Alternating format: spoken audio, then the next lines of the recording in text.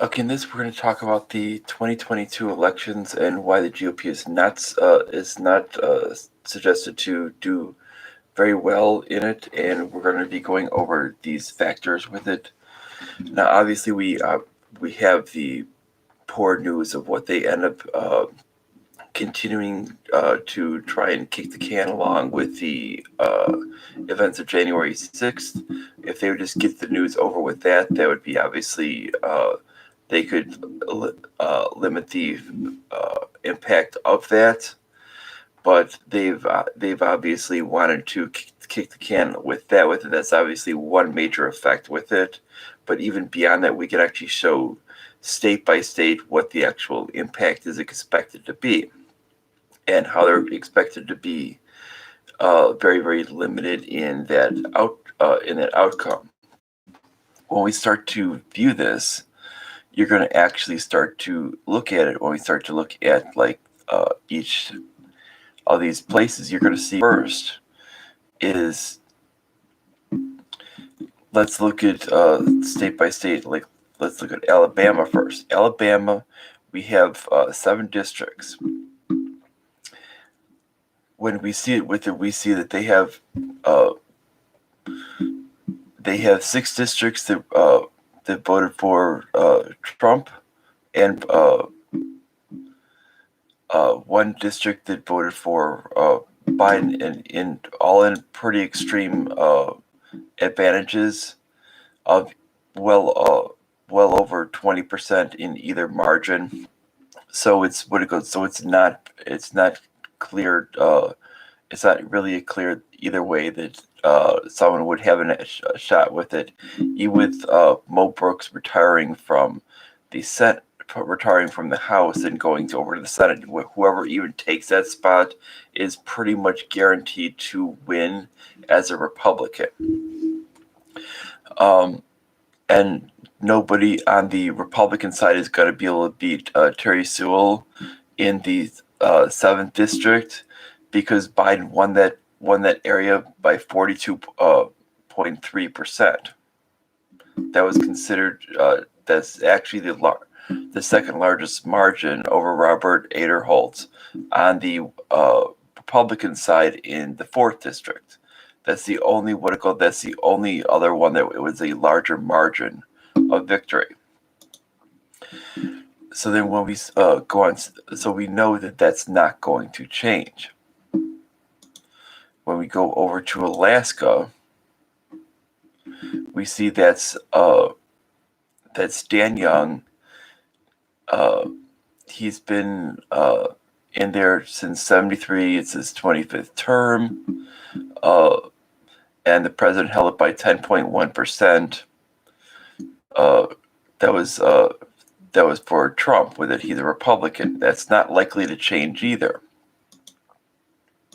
Go to Arizona. When we start to view those with it, there's nothing that's really contested in any of that.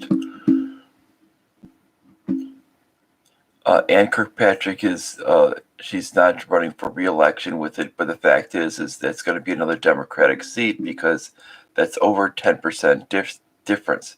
The only thing that's even close is the 1st district of Arizona, in which we find a 1.7% difference between, and that's in the 1st district.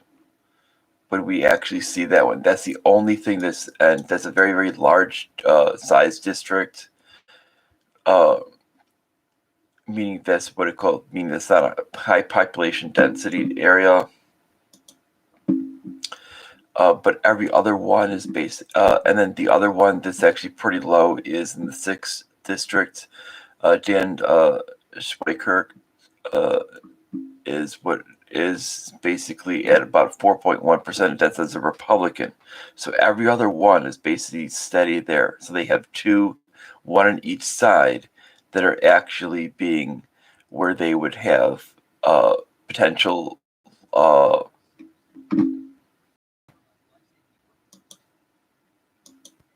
They would actually have, the fact is, where they would have no possibility of it occurring for them to have any changes, because the only ones that are close that are under 5% are actually one of each side in Arizona. So the Republicans would have to get very, very lucky to actually get that one. That would be at max, they could get one gain in Arizona. They're 10% with it for the president, but the House was actually a higher thing, which was over 10% for what he won his position by. So that doesn't even come into play on the last election. So meaning that's all red. So neither side can do anything. In California, we have Tom McClintock, which he won is by nearly 12%, president by just barely under 10%. Anything below that, we see that Devin Nunes by about 8.4%, 5.5% for the president. So we have that within range of that they would say normally. Now Mike Garcia is one that he would have been viewed as barely winning with it when Joe Biden actually won that position. Now Mike Garcia on the 25th district is actually one of that's actually at a high risk of losing. And that needs to be understood that he's actually at a high risk of being removed. That's out in California. Other ones, it's basically, we're talking Young Kim in the 39th district. She won hers by 1.2% when Biden won his election by 10.1%. So she's at another possibility of actually losing as well.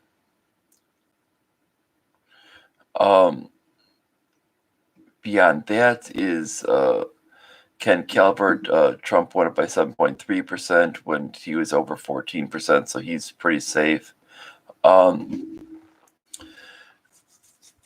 Michelle Steele won hers by 2.2% when Biden won his by 1.4%, so that is an act. Mike Levin won his by 6.2% when Biden won his by 12.7%, so that should be a safe district. Darrell Issa, 7.7% for Trump, 8% for him, so that should be a safe district, and the rest are actually safe. So we have actually a couple of GOP districts that are viewed as being unsafe in California, as being ones that actually do benefit Democrats. So when we view that, we need to view that as in a lens that actually benefits Democrats. That's not good, even though the current mix is most likely or near 15. Going out to Colorado.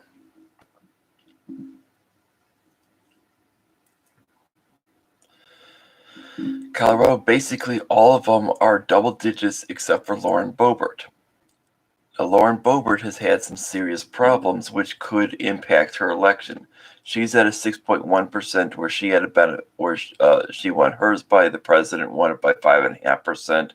But since then, they've had actually their poll numbers potentially drop. Now she is at a serious risk in the third district where she could actually lose. So that is a potential one where you can find someone getting bumped. Every other one in that region is actually at a safe position because they're over 10% for both parties. The only one would actually be the third district. Going out to Connecticut, Connecticut actually has 5. Everyone is on both sides for the president and the House are greater than 10%. Delaware, we're talking, is only one at large that's greater than 10% for both sides. Florida, we are talking that's Charlie Crist is retiring for a run for governor on the 13th. That's a 6% for his approval, 4.1, 6% for his win, 4.1 for Biden. So that is a vulnerable position for the Democrats. That is one. And then in the 26th, Carlos Jimenez is at 5.6 win on the president on Trump, but only 3.4 for him as well. And then in the 27th, Maria Salazar, Biden won by 3.2%, and Salazar won by 2.7%. So that is definitely an area in which she could lose that. And then we've already had an open in the 20th currently, because even though that's fully blue with it, so that's currently open right now.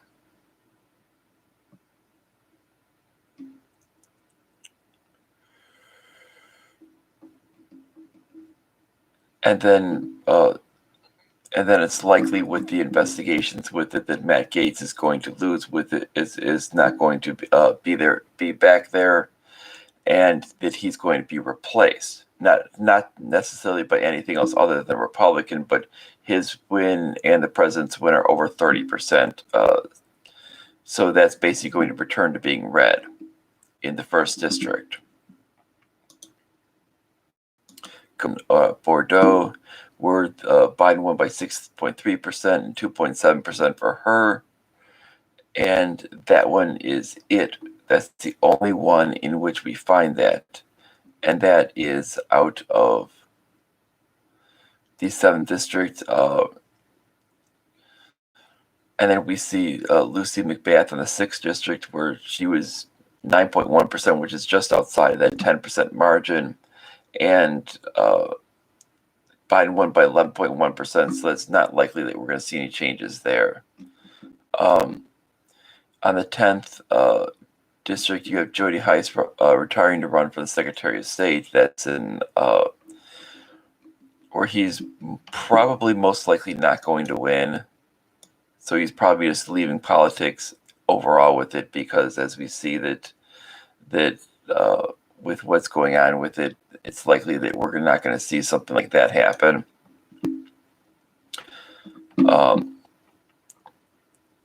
In Hawaii, both are Democrats, and both have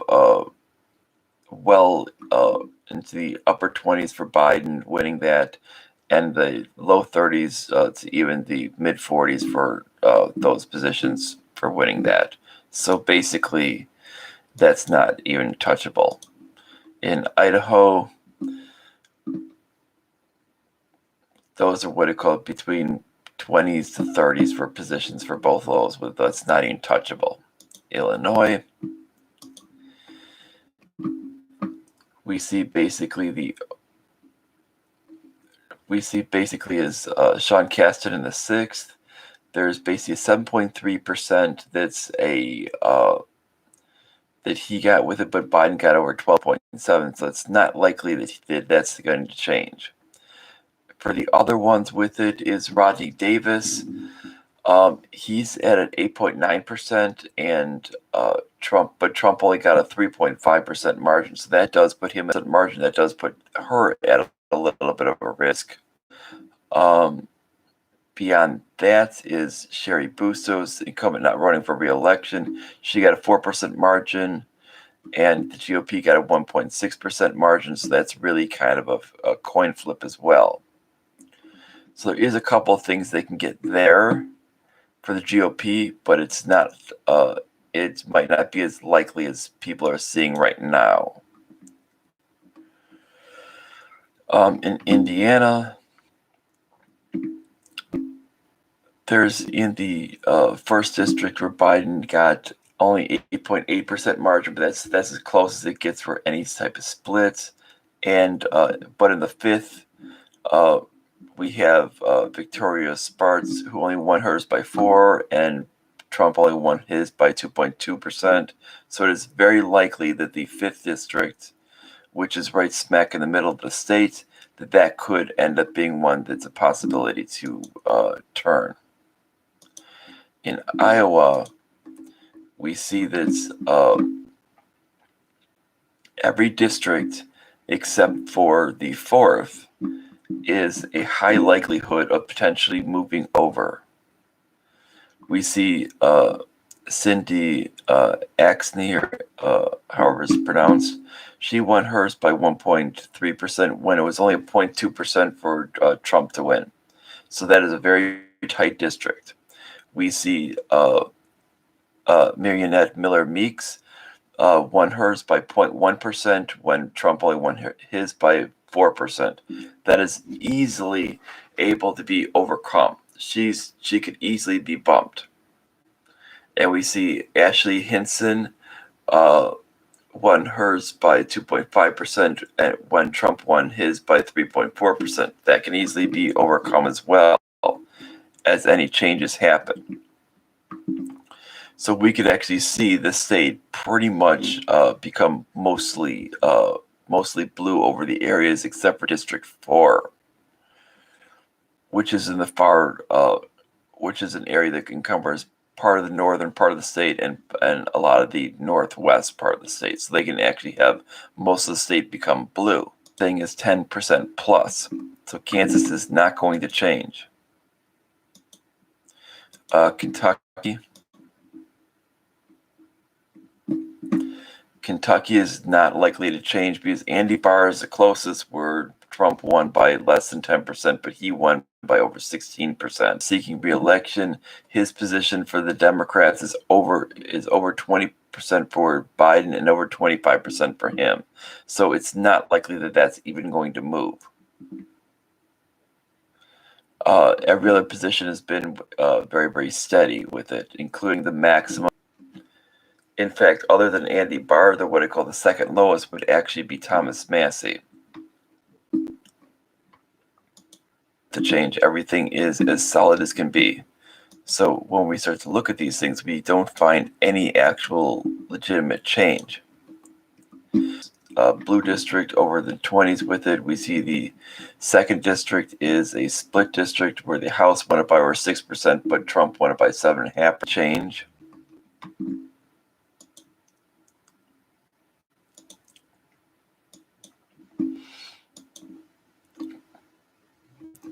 There is nothing close. Nothing's going to change there. Massachusetts, everything is blue and everything is in double digits. Massachusetts, everything is blue. When you go over to Michigan, we do have some things that are close. We have Peter Meyer, and we do have that being pretty close. He won his by 5.9% when the president only won his by 3.3%. So if that district is actually won, it's won because of Peter Meyer. It will, if it's lost, it will be actually lost because of Donald Trump. Tank the actual district. Daniel Kildee won his by 12.6%. Biden by 4.3%. So it's likely that that's going to stay blue. Elissa Slotkin won hers by 3.5%. Trump won it by 0.8%. So it's looking like that's going to lean blue. It's very, very slight. Haley Stevens won hers by 2.3%, Biden by 4.5%. Doesn't look like that's going to move anywhere. So it doesn't look like there's any changes at all. It looks like the Republicans are not going to get any. Montana, the one at large with it, is more than 10% for the Republicans. Nebraska, everyone's for the Republicans with it, but their second district, Dan Bacon, puts himself at risk because he won it by 4.5%, while Biden won it at 6.6%. So that puts that at a coin flip, which is not good for the Republican there. Let's go in Nevada. You have two seats that are technically up for grabs. You have Susan Lee, who won hers by 2.9%. Biden won it by 0.2% in the third district. And in the fourth district, you have Stephen Horsford, won his by 4.8%, Biden by 3.9%. That's the only things we see up for grabs with it. Now, so far, we're not seeing anything that are substantial enough to be enough for up for grabs that are actually going to do anything. New Hampshire, we see Chris Papa's at 5.1. He won his by 6% for Biden, but it's like when we see even with those those are still, even though they're kind of up for grabs with it, it really means it's very unlikely. It's not close. It's still not close enough. Here we're seeing in New Jersey, we see the second district at a 5.7% and a 2.9% from Jeff Van Drew's district. That's likely does have a possibility for going blue. Carried at 3.4%. So whoever replaces looks very, very steady.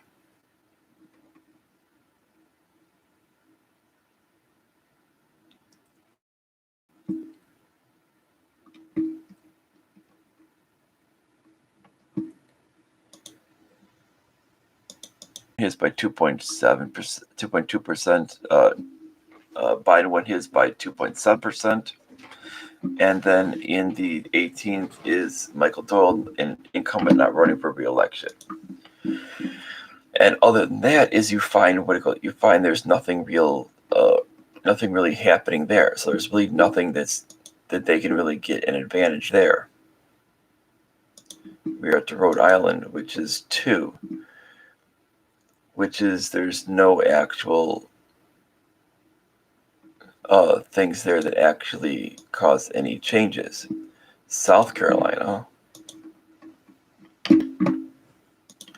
we have Nancy Mace won her 2.6%. Tia, that basically the way the Democrats are looking currently in this is you pretty much know that those are likely to all be safe right now. Just with the way the actual things are going.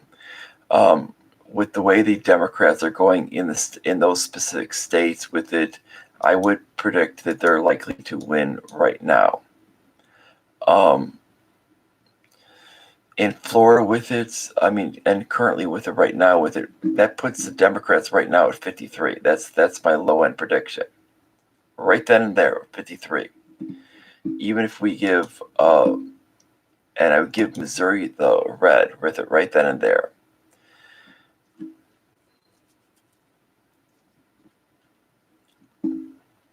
But that leaves Florida and Ohio with it. Ohio, who knows how that's going to go up with it. It depends on the actual people they're putting up with it. Now, if Ohio tends to put up a very, very Trumpy candidate, they're not going to win. That's just hands down, they're not going to win, because if we end up looking at the actual state of Ohio, that barely went to Trump, and that was even before all this stuff ended up breaking up. If we look at posts with it, his actual approval has actually gone down since then, and that would actually swing it to Democrats. So if they do that with it, you're talking at that point, I think you're talking that's going to swing to Democrats. If we look at the case of Florida, Florida's going to be based on how they really feel about Rubio. Now, Rubio has not been one that's actually been viewed very, very positively by Trump with it in the past, and he's not exactly getting a lot of support there with it. And Florida has tended to be this, when it comes to Republicans, to be this very, very Trumpy state. And specifically with Trump putting out these ideas to not vote, you might see a rare occasion with this in which we see Rubio get bumped. That's where I'm possibly going. And you might see as high as 55. Now, in the low end with it, we might see, the fact is I'm seeing the low end with it, I'm seeing about 53.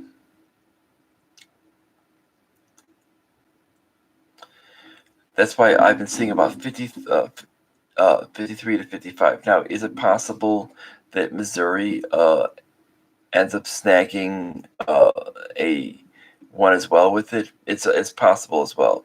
And is it possible that one of these other states down here that have actually run as well with it, one of these other ones, such as Alaska, Alabama, Arkansas, California, or I should say, let's go over the Republicans: Alaska, Alabama, Arkansas, Iowa, and Idaho, Indiana, Kansas, Kentucky, Louisiana, North Dakota, Oklahoma, South Carolina, South Dakota, or Utah possibly bump theirs. It's always possible. And any state that basically, and the further a state is to purple, the more likely they are to do it. Now, the ones that I would see as possibilities of that actually happening are Chuck Grassley in Iowa. I think one thing that's actually hurting him is his length in number one, his length in Congress. Number two, he's tended to view as being more of the old type of guard with these not very Trumpy with. So the Trumpy people in Iowa are not likely to support him, and the Trumpy people in Iowa that I've heard from with it don't like Chuck Grassley. So that could seriously hurt him in the election. And with the way Trump has talked with it, he's made statements that he'd rather see a Democrat in there than a non-Trump Republican. If you look at other states with it, you can see states like Rand Paul in Kentucky. Now, Rand Paul is stuck in a thing with it where he's abandoned his original people that he's gotten in there. He's tried to get into the good graces of these Trumpy people, and a kind of halfway thing of doing it with it, which has put him in this weird spot. And being that Kentucky has a Democratic governor, that's not really a smart thing to do. Yes, a lot of the state is Republican when we look at the representatives, but you don't really always want to look in that way with it, because a lot of times the urban areas are the ones that really kind of dictate the popular vote in the state. And since we do not elect our senators anymore by electing representatives in the state, and our state representatives actually declare who our senator is going to be, since that's not the way we do it anymore. Anytime in our lifetimes, we've actually elected into a popular vote for the state. What's very similar to the way we've done it for the actual president. Now what's actually happened is the situation is far different. And we need to view this as something that's far different. And that could be an impact that he's actually might have to deal with. Other things is potentially seeing what Mike Lee has done. Mike Lee has abandoned a lot of his ideals with it, and we can see how far he's gone with it. Now, he was on the president's side to investigate all of the so-called voter fraud with it, but since he was not willing to continue the lie on the voter fraud with it, to investigate things that weren't real, he's going to anger people, but then he's not going to get support by a lot of other people that were that are kind of in the middle, that are actually because he was continuing this garbage about the lie by ignoring it and not calling it out in the open, but was keeping it under wraps. He could be another one that's going to be exposed.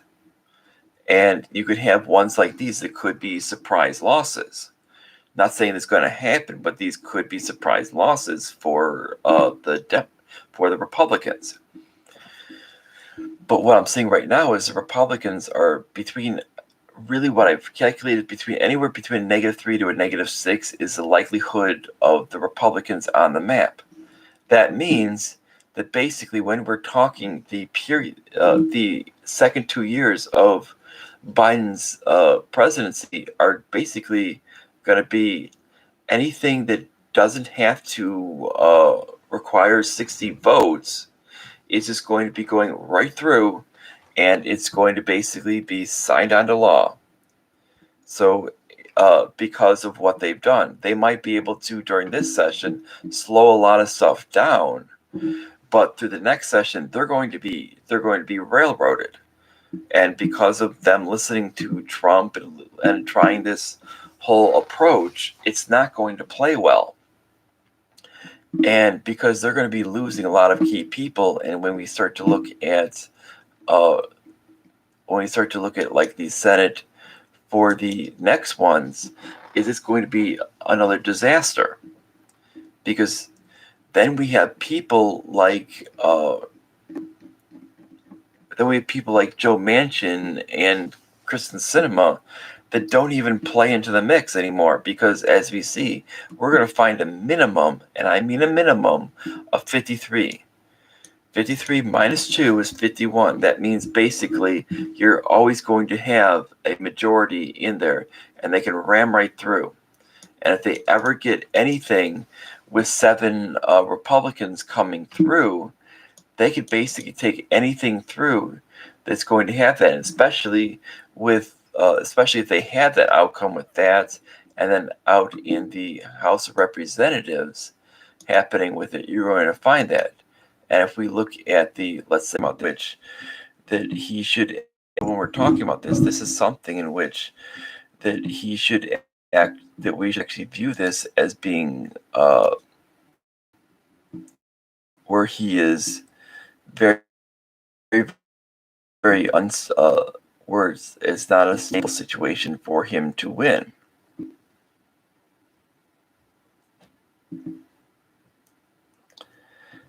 And we can actually, that's why when we start